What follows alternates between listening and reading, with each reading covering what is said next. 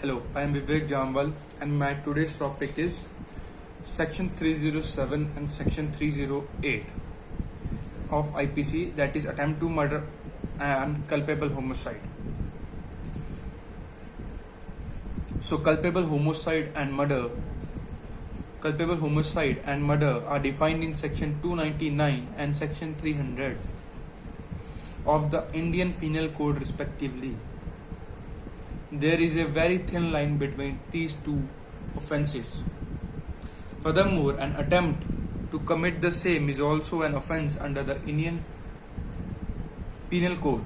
Their attempts are respectively defined under Section 307 and Section 308 of IPC. Under both the sections, a lot of the weightage has been given to the intention and knowledge to commit such offence, and both the sections requires a proper analysis while convicting any person under this.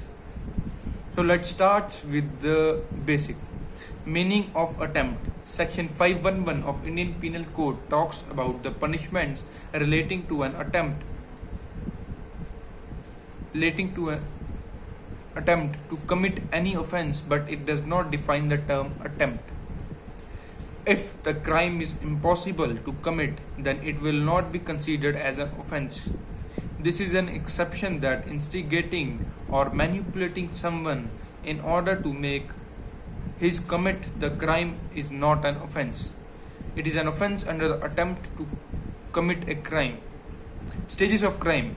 If a person commits a crime voluntarily or even if he prepares to commit a crime, the following four stages of the crime should be present. Stage 1, intention. Intention to commit crime is a mental stage. It is the willingness of a person to commit an act. So first stage is intention. If the intention means the basic ideology, basic perception of the person, if he wants to do that or if he doesn't want to do that, or by mistakenly he doesn't want to but the act happen. So this is the first stage of, that is intention. First stage of crime, that is intention. Second stage, that is preparation. This stage involves the arrangements to execute a crime. One should keep in mind that at this stage no offence has been committed yet, as preparation for any person is not a crime.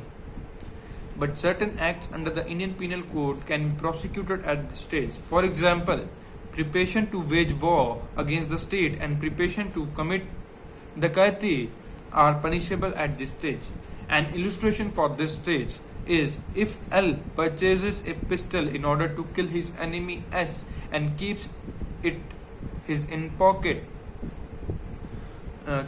his pocket and does nothing. This is not a crime. This is just a preparation to commit the crime.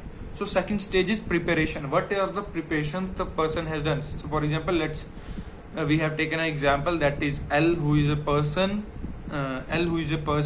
who buys a gun to kill S. So he at this stage he has not committed any crime. This is his preparation to kill S. So he puts the gun in his pocket.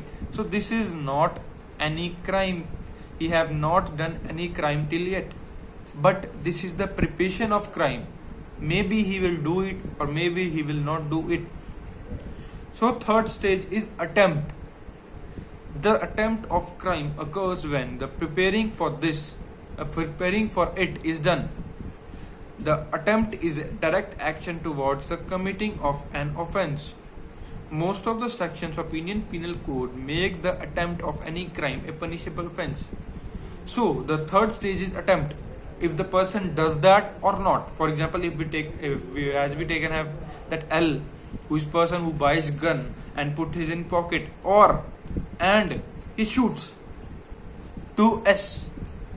He wanted to shoot S, but he is unable to shoot.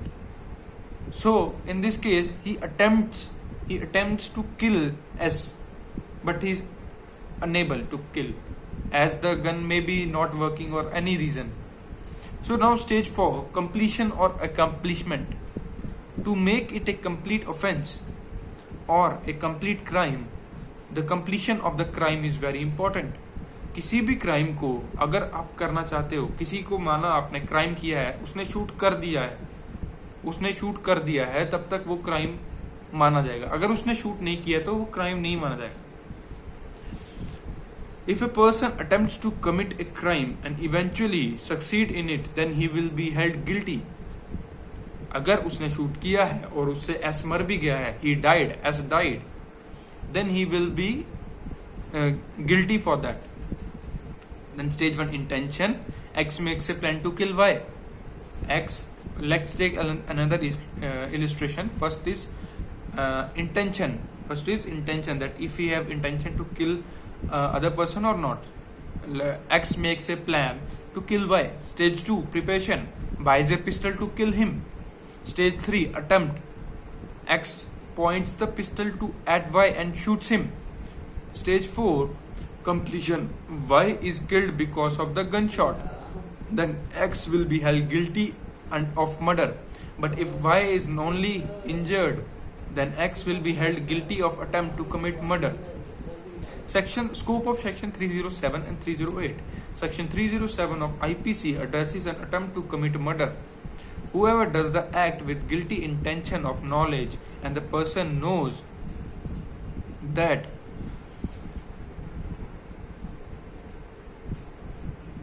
Whoever does the act with guilty intention or knowledge and the person knows that the act is likely to cause death or has a knowledge that by the act or injury the result will be death, only he would be held guilty.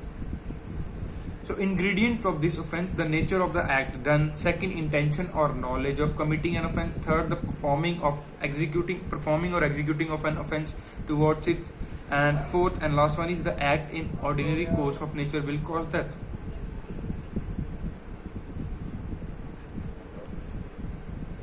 So here we end our topic, and section 308 of Indian Penal Codes talks about the attempt to commit culpable homicide.